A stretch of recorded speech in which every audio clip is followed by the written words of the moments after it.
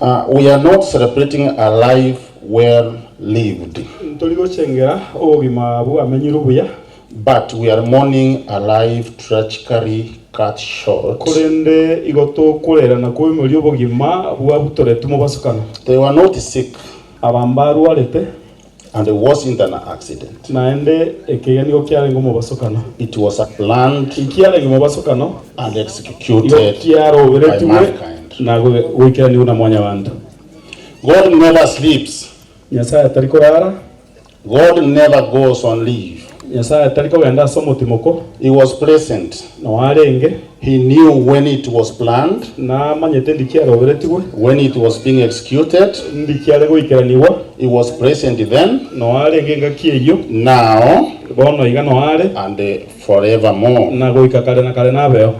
However, whoever who planned this, I know you are either here personally, or you have your agents here.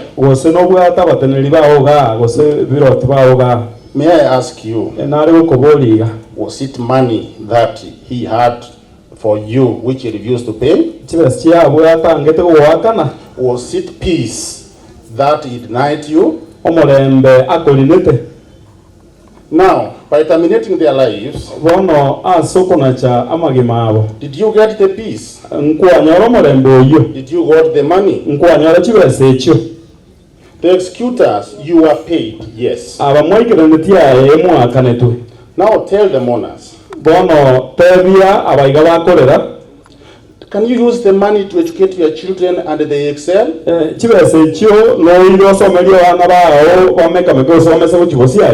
Will you use the money to build a house and you get a sound sleep without nightmares?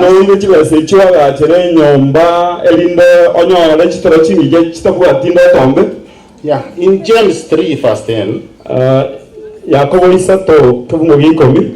God gave us a thing, to proclaim two things: blessings and curses. Now what do you expect from me?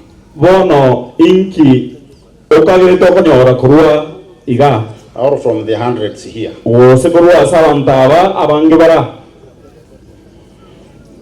You are cursed and cursed forever.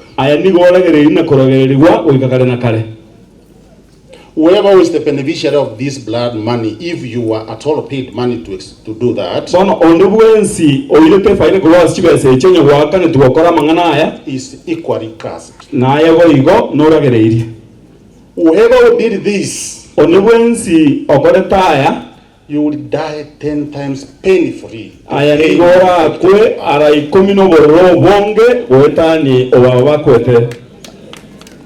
Our Heavenly Father, we thank you because of the years you gave us. Yeah. I'm tempted to believe, like in the book of Job,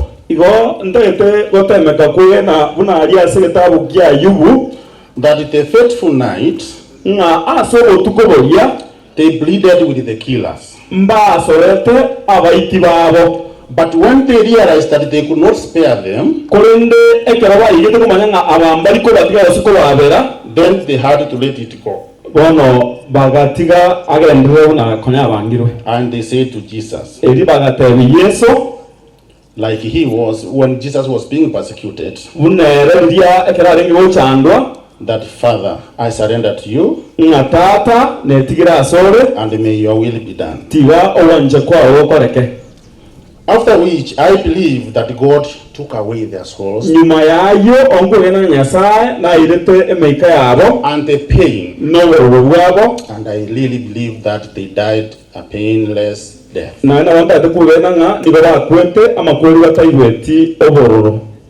To my niece and the nephews, I grieve no more. Your mom and dad are not dead. They are smiling somewhere.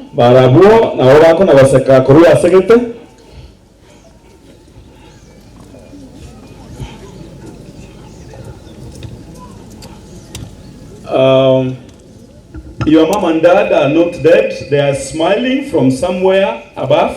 They are watching. Their sins were inherited by the killers. You, the killers, we dare not think that you can come back to haunt the orphans. God is watching over them. You will meet the wrath of mankind and that of our Heavenly Father. Thank you. Asante.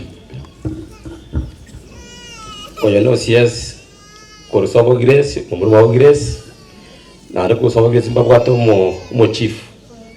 So it is time for NAT protocol